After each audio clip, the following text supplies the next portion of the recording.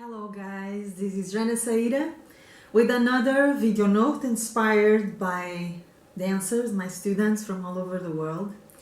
This one is about enjoying the journey and being patient with your body as you go along, okay? Now, I know we, including myself, like to see results right now.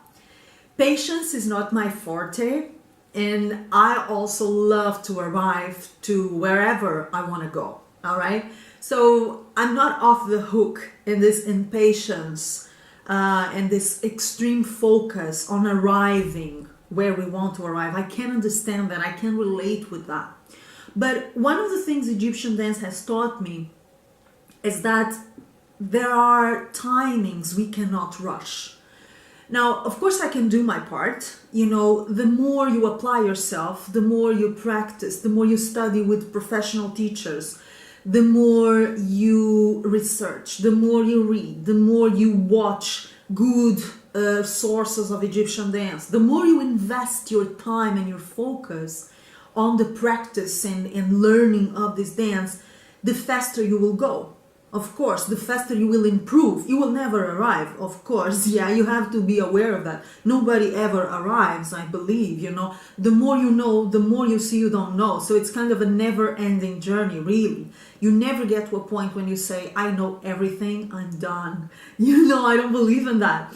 But what you cannot rush, what you cannot control is the timing of personal maturity, which influences the way you move.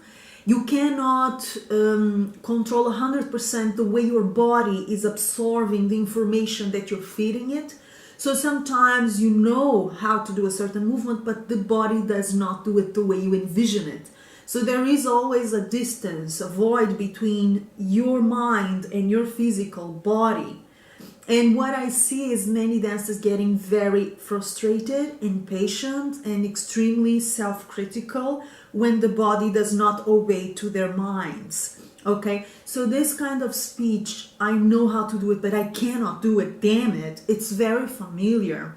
And what I'm here to tell you is that although it does help a lot, if you do your practice, if you study, and all those things that I already mentioned, there is a timing of learning Egyptian dance that is not in your hands to control.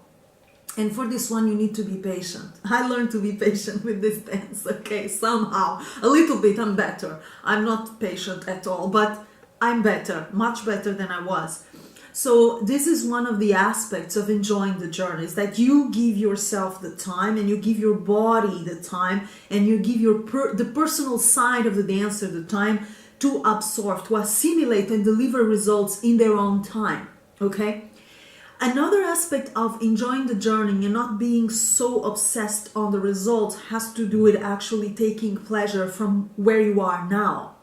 Even if where you are now is 10% of where you want to be, enjoy it, don't let it pass, you know? Life is short, many things can happen, good things, not so good things, you know? You never know if you'll ever get the chance to dance again. I always keep this in the back of my mind. You know, every time I'm tired, every time I don't feel like teaching, I don't feel like performing, I don't feel like choreographing, I remind myself, this is a privilege. This is what I love to do the most. And although there are times of boredom and exhaustion, you know, and eventual fear of not being good enough, not being talented enough, you know, even today I have those fears. They're human, they're perfectly normal, but I always keep in mind that this is a privilege, you know. I have to enjoy the moment because you never know if it's gonna be the last moment, okay? We can get sick, we can die, you know, God forbid, but there's so many things that are not for granted and we take them for granted. So instead of focusing so much and obsessing about getting there, whatever there is, okay? And once you get there, as I mentioned, you will see there is more. So you never really get there, but not so much, this is the challenge here, not getting so much focus on the end result, whatever that may be, but taking pleasure on the small steps, small things, one movement that you nailed, one choreography that you learned and you give it your own twist and it looks wonderful and it feels even more wonderful. One choreography that you made by yourself, you know, you feel proud of it. One moment where you really need to dance, you put the music on and you enjoy yourself just for the sake of it, you know, not for the sake of results, but for the sake of enjoying. So never lose track of the enjoyment. Otherwise your dance also becomes like suffering. It's another task, you know. Excuse me. This is the cup from Joana Saahirah's online dance school, by the way. Yes.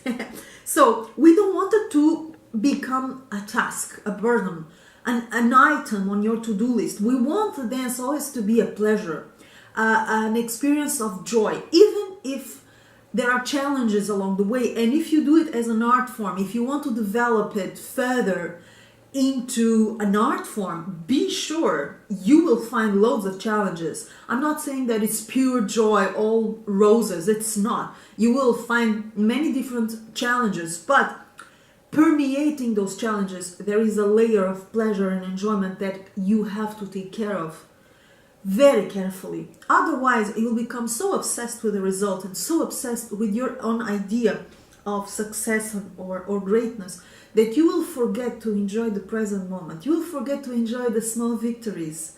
You will forget to always go back to the root of this dance, which is the love expressed through the movement, which is the pleasure, physical pleasure, emotional pleasure, mental pleasure, spiritual pleasure expressed through the movement, through your energy, through your intention, through your present. All those things are not possible if you are too obsessed with your destination, if you're too obsessed about your idea of perfection, if you're too obsessed about being correct. Yes? So mind this aspect, which is so important, of the enjoyment of the journey. You enjoy the journey and eventually you get to different destinations. Today you get to the top of a mountain, tomorrow we'll get to another mountain, higher hopefully, and then we go up and up and up, but not forgetting to enjoy the journey, the walking, the path, the little, small, apparently invisible things that really make a dancer and really make a lively, authentic dance experience. Okay, guys? So yes, do your work, practice, be as disciplined and serious, committed with the dance as possible, but be sure, yeah, there is a part of it that only comes with time, it comes with practice, it comes when your body is ready, it comes when your personal maturity allows. And meanwhile, it's better to enjoy than to push yourself so hard that this becomes like a bummer, you know. We don't want that. This is pure joy. So treat it like it is. Okay, baby? A big kiss, and I will see you soon somewhere around the world. Okay?